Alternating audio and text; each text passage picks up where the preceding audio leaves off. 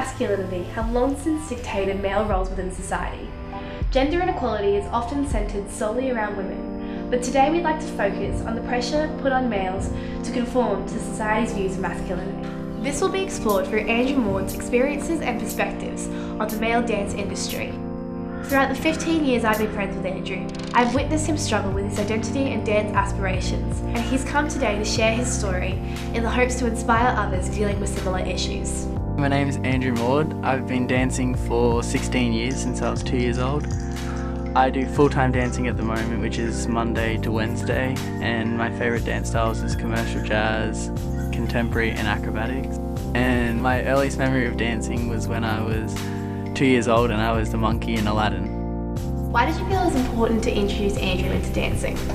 Andrew's been here since he was born, so dancing was always a part of his life. It's part of his world. He knew nothing different. Was there any hesitation to be a part of dance on Andrew's part? For a while, through 11, 12, 13, 14 maybe, he didn't really want to dance where people he knew would see him. He only really wanted to dance where he was anonymous. Did you ever witness Andrew being bullied at all? He never really said, "My friends are teasing me" or anything like that. He'd say, "My friends will tease me if they see me," but I don't actually remember ever seeing. Well, his outlook has certainly changed. What do you think influenced that the most? I think it happened a few years ago when he saw a competition where there was a lot of boys dancing. He saw that there wasn't an issue with them dancing, and I think he aspired to be like them. And finally, how are male dancers viewed differently to female dancers? Is there a slight advantage on that part? I think they are slightly advantaged because there's not as many of them. Not as much though as it used to be, so the gap's closing.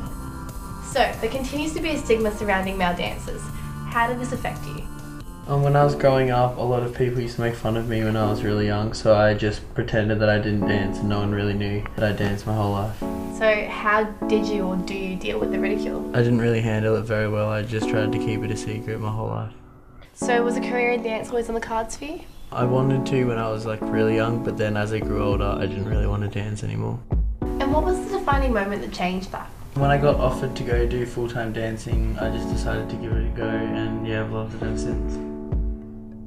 It was only a few years ago that Andrew would have been upset if I posted a photo of him in a dance costume on social media.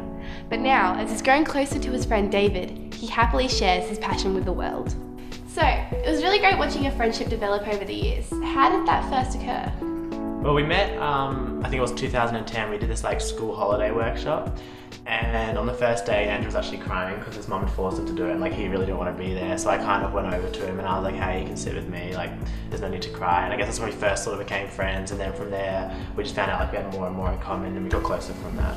Awesome. So, the ridicule we discussed earlier, that must have impacted your willingness to share your passion with the world. How did David affect that?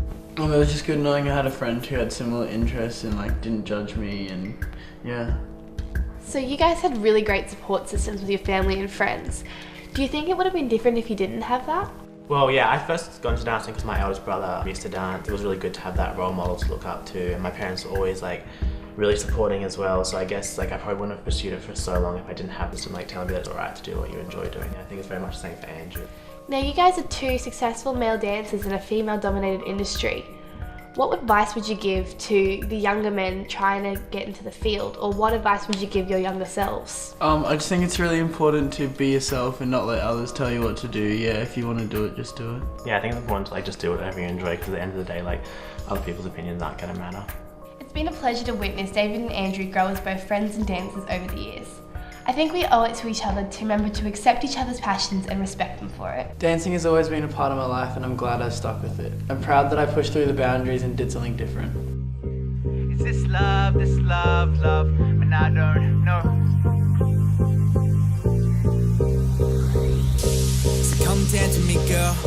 I'll try to give you the world. Buy you diamonds and pearls, all the love that I have, I just need a return. Is this love, and I don't know. I'm gone by the time that you leave, so relax and we'll just go slow. First train to the city.